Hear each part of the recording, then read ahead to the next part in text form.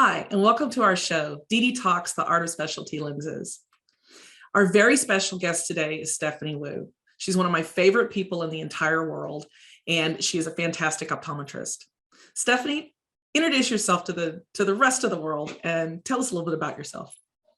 Oh, thanks, Dede. That's so sweet of you. Well, it's a pleasure to be here today on Dede Talks. I love all your other episodes, so it's an honor to be a guest today.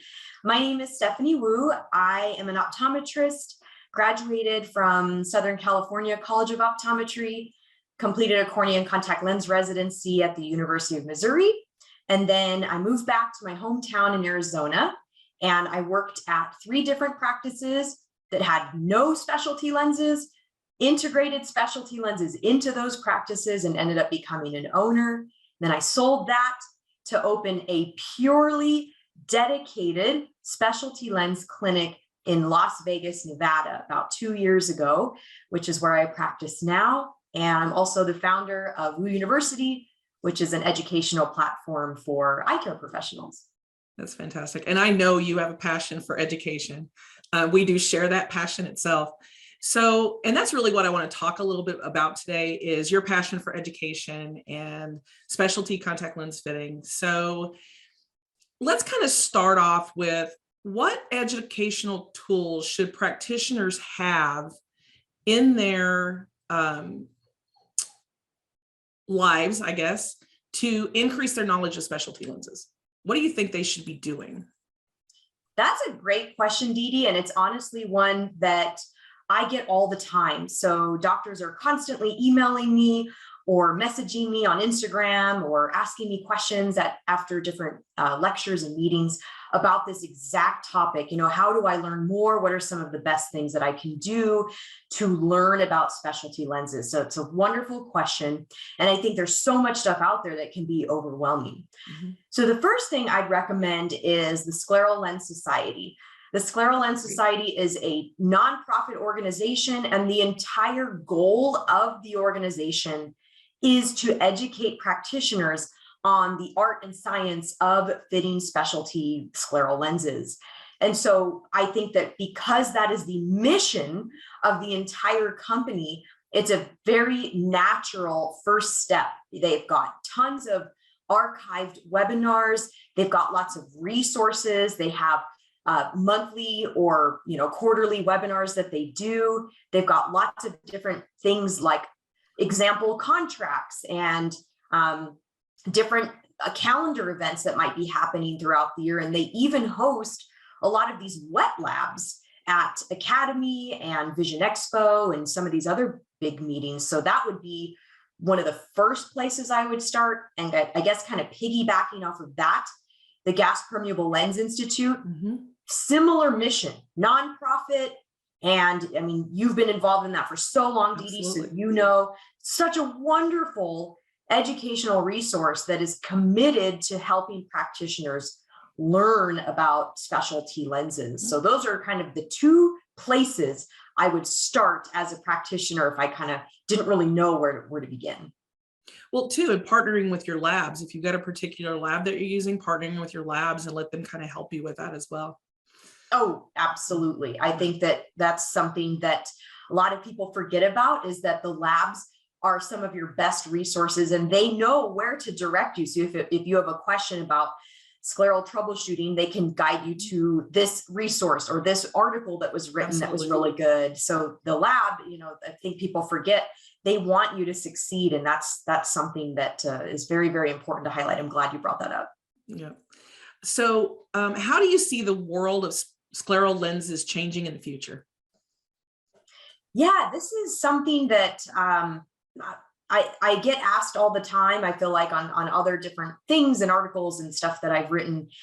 And I guess what I see happening is in the future, if I just had like a magic crystal ball, I think that there will be some sort of device that is like a scleral topographer, but it's very easy to use and it takes seconds. So think of like an autorefractor.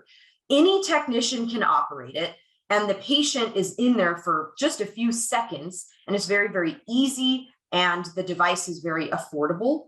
So I think that as technology advances and, some of these instruments evolve, I think it will be as simple as you show up, you put your chin into the autorefractor, it checks your prescription, and it checks the whole surface of your eye somehow. I mean, I don't know how that would be done, but I mean, if there's a way to do it, I think it would be. And that would just really give practitioners kind of a really good baseline for how to begin and like what kind of lens to select if they are going to fit that patient into some sort of specialty lens. Well, and I'm with you. And I've always thought about, laser assisted scanning technologies and all the things that we see now. How can that help to improve what we're doing as scleral fitters? So I absolutely agree with you. I think that would be the coolest piece of equipment that we could have. Yep. So what are your best tips for integrating scleral or specialty lenses in the practice? Because you have taken that to a new level. You've come into a practice that doesn't really have any specialty and then built that specialty practice to enormous heights. So what tools would you give to practitioners to create that? Yeah, so I'm so glad that you asked me this question, because I have so much experience with coming into a practice that had 0 specialty lens patients and figuring out a way of how to integrate specialty lenses into practice. Mm-hmm. So first of all, I think you have to be really passionate about it, and it needs to be something that you feel very good about doing. Absolutely. So for me to try to bring in low vision or vision therapy or something, that would have not been a good idea, because that was not something that I was excited about. So it really does need to be something that excites you and brings you passion. So the next step is getting a good clinical foundation base, whether that's working with your labs, whether that's going to CE events and taking courses specifically on specialty lenses, whether that's watching a bunch of webinars, reading a bunch of articles and journals, whatever it's going to take so that you feel confident that I can do this, and I feel like I've got the tools and I've got the skills that it takes to fit these patients. So that is the very first thing. You've got to have some sort of a foundation or a base where you can actually start fitting these patients. Once you have that, you need to invest a little bit into some of the supplies. So you need to have a fitting set. You need to have things like plungers and non-preserved saline and fluorescein, just the basics so that you're prepared. And then once you kind of have all of your little things set up, the next thing I would do is make sure that the staff are fully aware of what's going on. Because if the worst thing you can do is kind of blindside them with this new thing and they have no idea what you're talking about. And when patients call, they have no clue what they're talking about. So that was one of the very first things that I did is we set a time at an hour meeting with the entire staff. We said, this is a new service that we're offering. These are some of the good candidates. This is how we're going to help patients. And this is why it's going to be beneficial to our practice. And I think that was such a key in getting this whole process started. And did you provide additional information as your staff members went along? Did you provide additional information or education for them to get them to the point where they were comfortable with that discussion? Yes. So that is also great, Dede, that you brought up, that you've got to get the staff really well educated and give them the tools to succeed. So I can't expect a staff member to even know what a specialty contact lens is or what kind of patients would even qualify for something like that. So what I did is I gave them a list of key trigger words, such as keratoconus, corneal transplant, RK scarring, herpes scarring. I mean, all these things that they may have never heard of before, or when a patient calls, they may not know what that term is. And they kept it right at the front desk. So when somebody would call and say, I have keratoconus, do any of your doctors manage that? And they could look at the list and say, oh yeah, that's something that Dr. Wu does. We'll get you on her schedule. So I think giving them the tools to succeed and to help you is tremendous in the success of your practice. And that's the absolutely great idea. I think that that the more informed your staff is, the more successful you're going to be. The more educated they are, the more successful you're going to be as a practitioner, because you've got a whole team of people to support you, just like you do with your labs, just like you do with the Scleral Lens Society and your colleagues and all that. So absolutely agree 100%. So you've been in the industry for a while now, not too long, but a while now. What would you say to a new optometrist that's just getting started in the business? What would you tell them about getting started in the real world? And this is a question I ask every one of my guests because everybody has a pearl. So. Yes. Okay. So I used to be in the camp of everybody can fit specialty lenses. You can do it. And I was like a cheerleader for basically anybody that wanted to fit specialty lenses and like saying, yes, yes, yes, you can do it. Now I've really shifted my mindset to, unless you're going to be committed to this and it's something that you are going to be doing on a frequent basis, you don't need to go down this route. It doesn't need to be something that you feel obligated to do. You can always refer it out to someone else. So I guess I think of it like if I was a patient and I went to an orthopedic surgeon and she did shoulder repairs, wrist surgeries, ankle surgeries, and knee replacements. And I needed a hip replacement, and she did that like 4 times a year. But then there was another doctor, orthopedic surgeon down the road, and she did hip replacements every single week.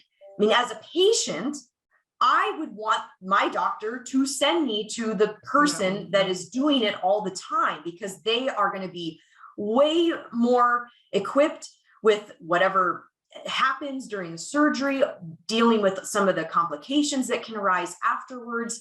And so I try to treat my patients in the same way. Whereas if I'm not the best person to manage this, why wouldn't I send them to someone else? So for me, I don't like managing glaucoma. It doesn't bring me joy and happiness like specialty lenses do. So I just send that to someone else. Or I'm really not great with kids. I don't understand how any eye doctor can do retinoscopy on a 1-year-old. Like, I've tried it and failed 8,000 times. It's just not something I'm good at. So why wouldn't I just send that to my colleague down the street who loves doing that? So I think if you're not going to invest and kind of jump in full feet first into the pool, and you're just trying to tap your toe in the pool every once in a while, it's probably not for you. Again, it's something that I have kind of learned over the years, and just seen as I've coached a lot of doctors through this process.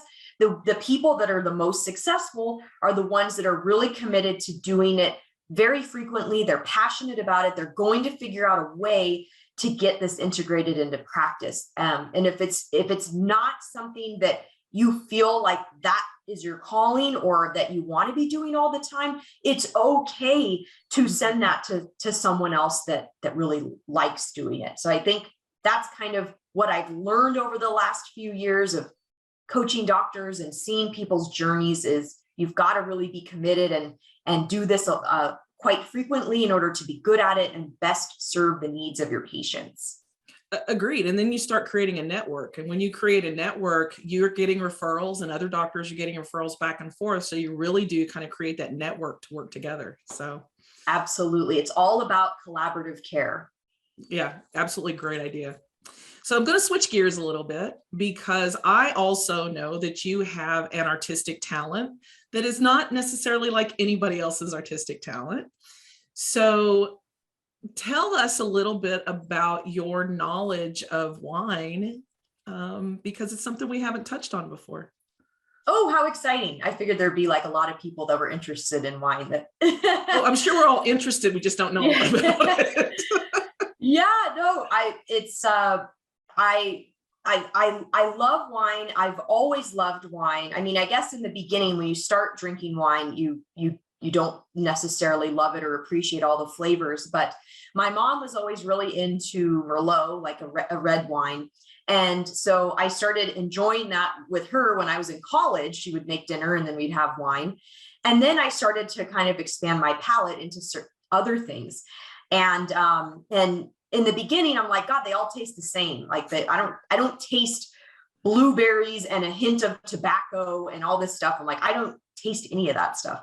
But as you drink more wine and try new things, that you really start to expand your palate and kind of touch upon those things. And I thought that was really interesting. That's something that I may have tried a few years back, and I tried again. I'm like, wow, I'm really picking up on a lot of these flavors and things that I didn't pick up on before. So that's what got me like super interested in wine, just kind of as a whole.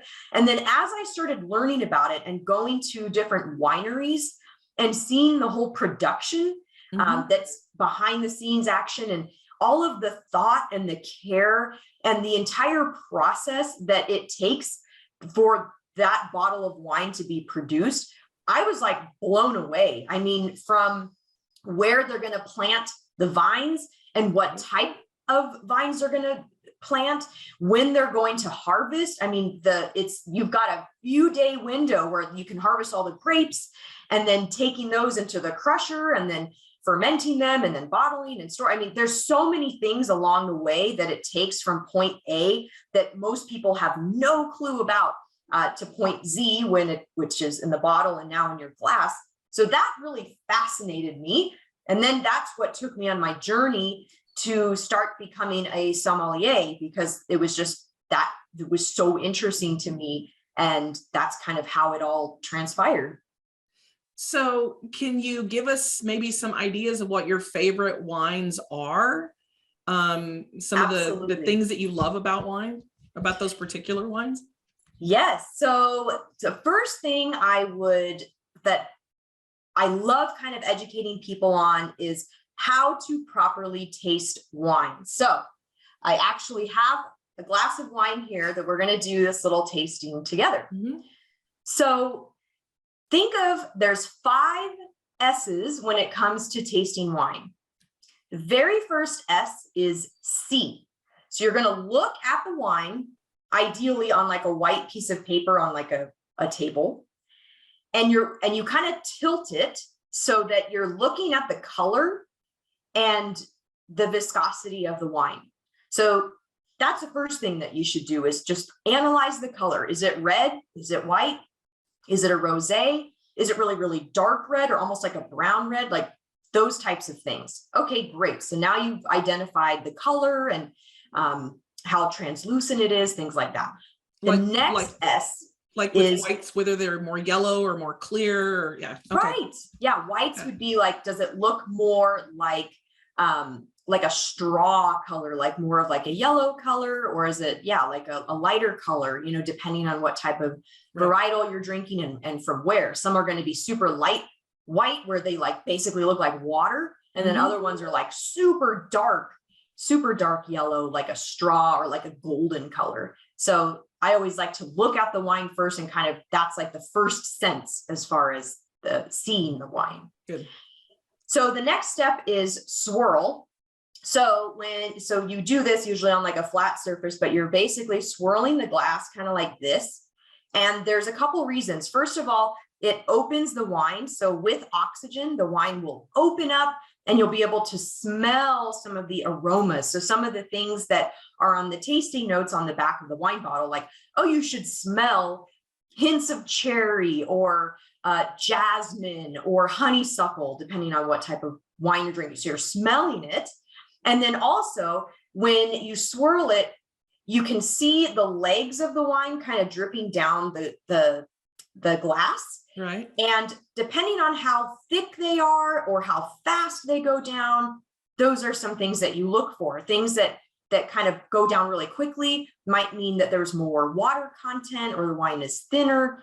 Things that are like really sticky or, maybe like a super aged Cabernet, those are probably going to go down really, really slowly because it's more concentrated, maybe has more alcohol content, things like that.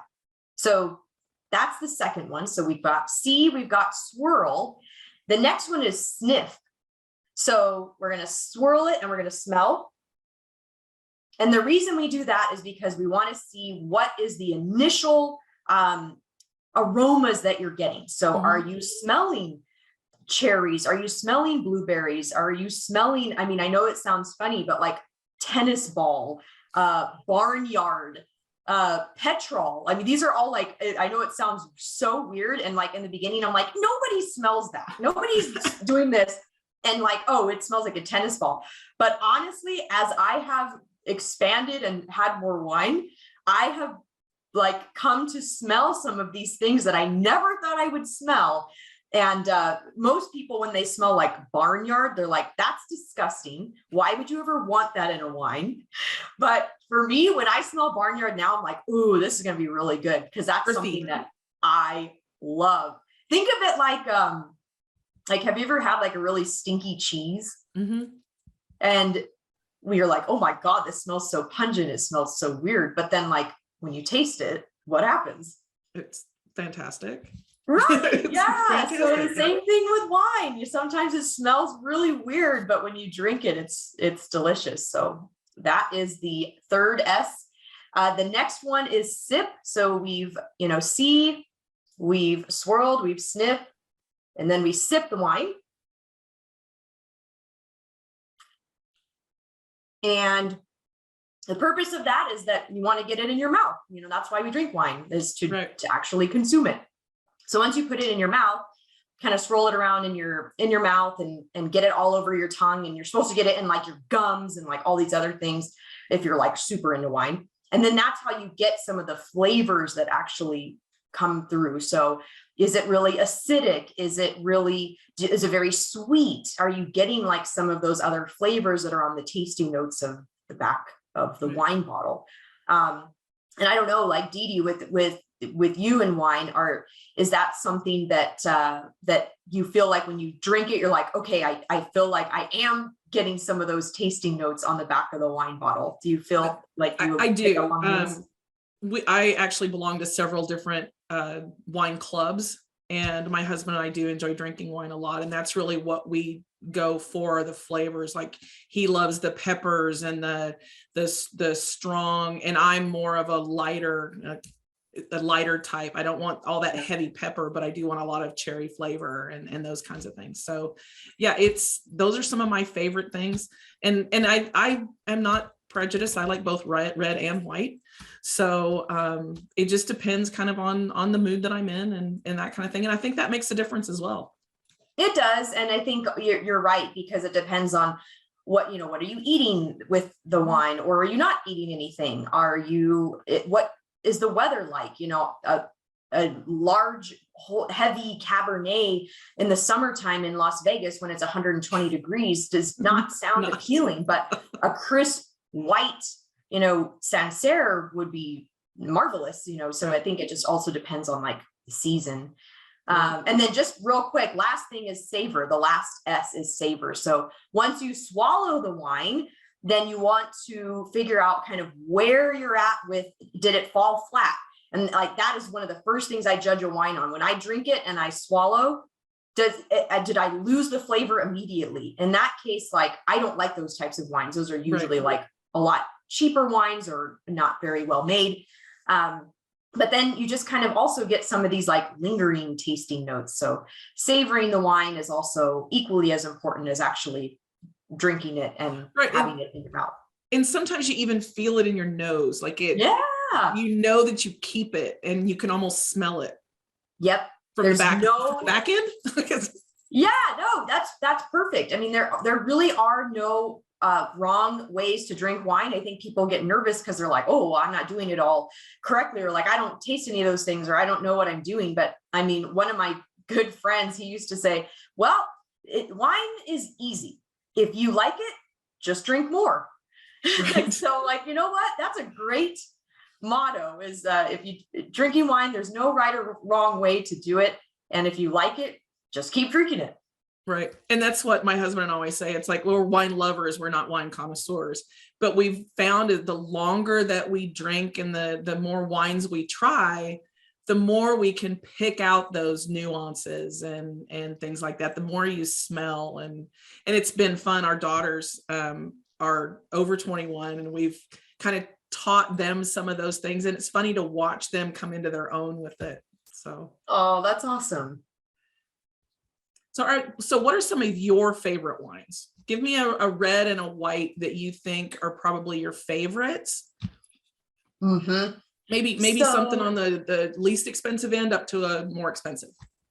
Yes. So as far as white wines go, there is a Oyster Bay Sauvignon Blanc that you can find in almost any grocery store. It's actually from New Zealand, which produces incredible Sauvignon Blancs.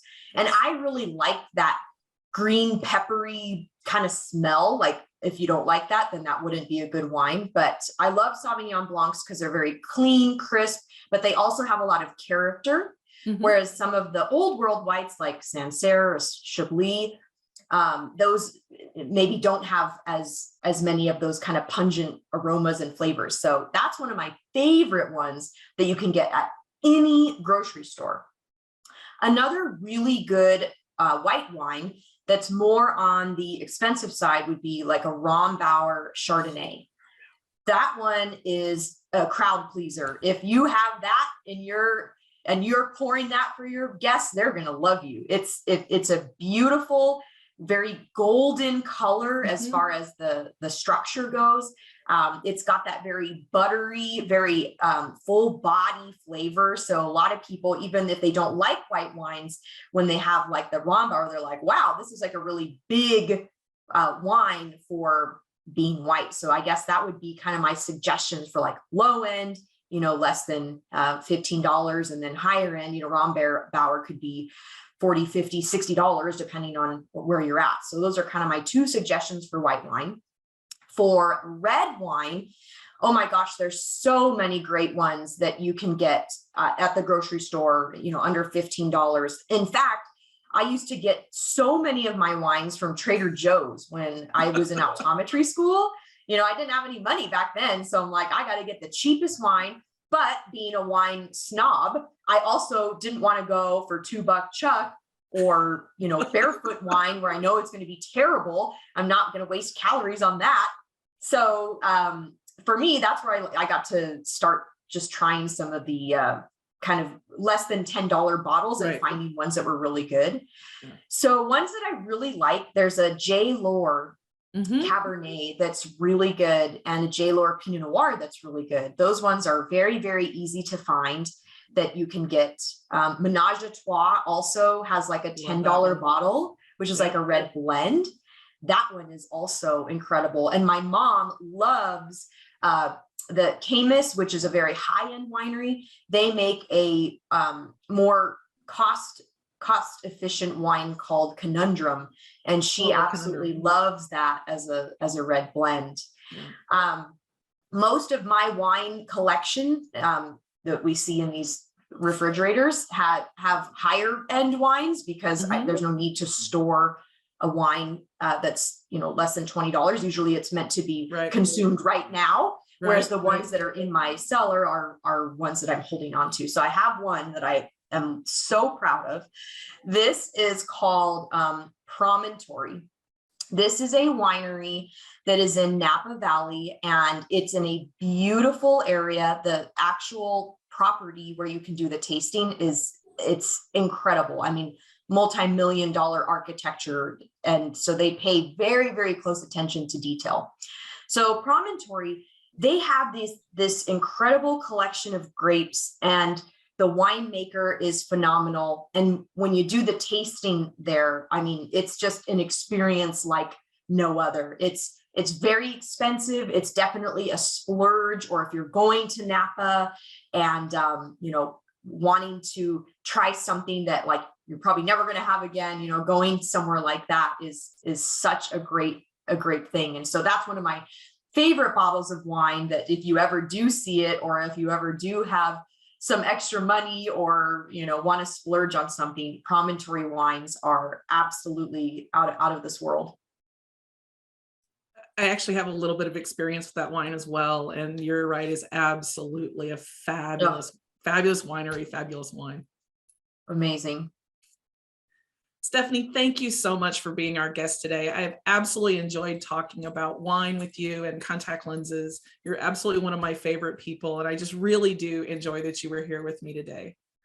Oh, thanks, Dede, for having me. It was such a pleasure and an honor to be here with you today. I had so much fun. Fantastic. And a special thanks goes out to ABB Optical Group for sponsoring our show. Thank you for attending our show, and please look for new episodes on abboptical.com. Thanks and have a great day.